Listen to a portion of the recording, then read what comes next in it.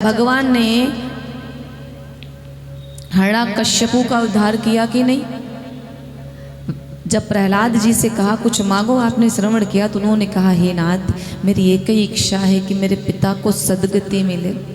भगवान कहते मैंने उसको छू लिया है।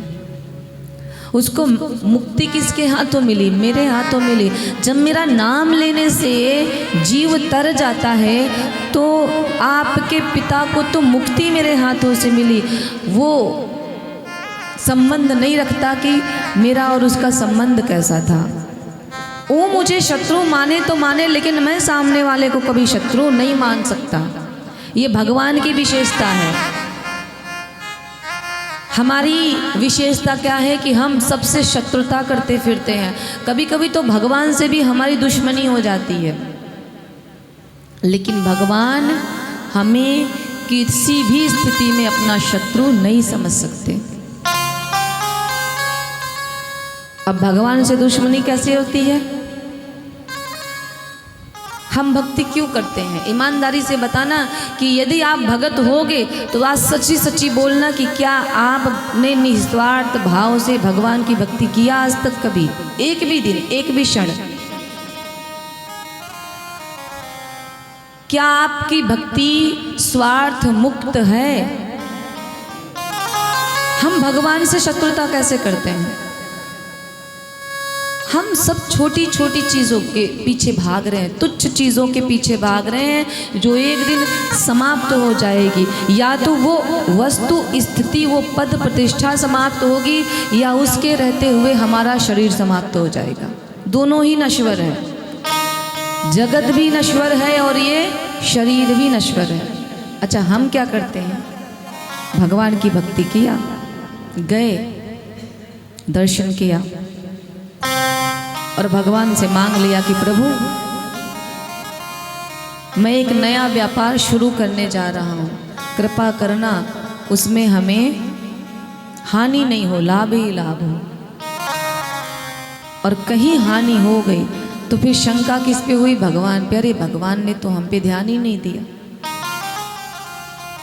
मैं तो इनकी पूजा ही नहीं करूँगा। मैं परीक्षा देने जा रहा हूँ, मुझे उत्तीर्ण करना प्रभु। यदि मैं उत्तीर्ण नहीं हुआ तो फिर मैं आपकी पूजा नहीं करूँगा। मैंने तो ऐसे भी लोगों को देखा है कि जब उनका काम नहीं बना तो आए हैं घर में और आ करके सबसे पहले अपना क्रोध जा करके अपने घर के मंदिर में रखी हुई श्री विग्रह पे निकालते हैं, ले जा करके गंगा जी में फेंक आए। अपने यहाँ हम कैलेंडर टांगते हैं ना, उसमें बहुत से ऐसे कैलेंडर होते हैं जिसमें भगवान की श्री विग्रह का चित्र होता है, छाया चित्र होता है। गया, कोई काम नहीं बना, जा करके फाड़ दिया। नहीं, मैं भगत नहीं हूं आपका। एक बात याद रखना, भक्ति का अर्थ यदि आपने स्वार्थ से लगा लिया है तो भक्ति मत करना जीवन में। कुछ पाने के लिए यदि जुड़े हो तो मत करना, क्योंकि उसे जो देना होगा वो बिना मांगे देगा आपको। और आपकी भक्ति में यदि स्वार्थ है तो आप भगत हो भी नहीं सकते, क्योंकि फिर तो आपका कोई विश्वास ही नहीं है। जब तक आपका काम बनता रहेगा तब तक आप भगत हो, और जिस दिन कोई छोटा सा काम आपका बिगड़ा फिर आप तुरंत उनसे दुश्मनी करोगे। मैं भगत नहीं हूँ आपका, ऐसे भगत का कोई भरोसा नहीं होता। एक बात याद रखना, भगवान की भक्ति करो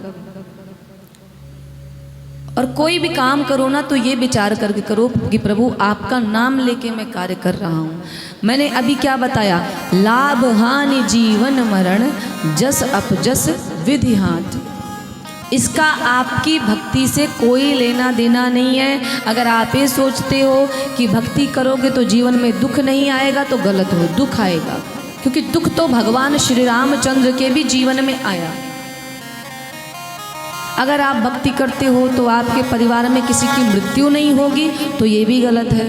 अगर आप भक्ति करते हो तो आपके जीवन में कभी हानि नहीं होगी, ये भी गलत है।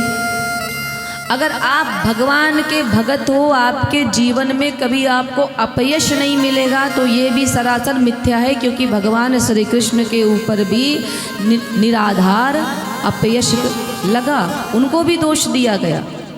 स्यमंतक मणि तुमने चुराई है, चोरी का आरोप लगा ना, और साक्षात ठाकुर जी पे लग गया। भगवान कहते हैं कि मैं भी नहीं बच सकता, समय का स्वामी मैं स्वयं खुद नहीं हूं, तो आप कहां से हो सकते हो।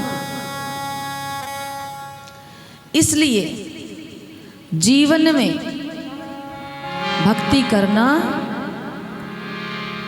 तो भगवान को स्वार्थ से परे रख के करना, स्वार्थ से जोड़ के मत करना। आज भगवान ने पूतना को धन्य किया, शत्रु का भाव लेके गई थी भगवान को मारने के लिए, लेकिन फिर भी भगवान ने धन्य किया, क्योंकि उनकी आदत है बार बार हमें क्षमा करना, हमारा कल्याण करना, और हमारी ये आदत है बार बार हाथ छुड़ा के भागना, भगवान से दूरी बनाना। पूतना का कल्याण करते हैं भगवान।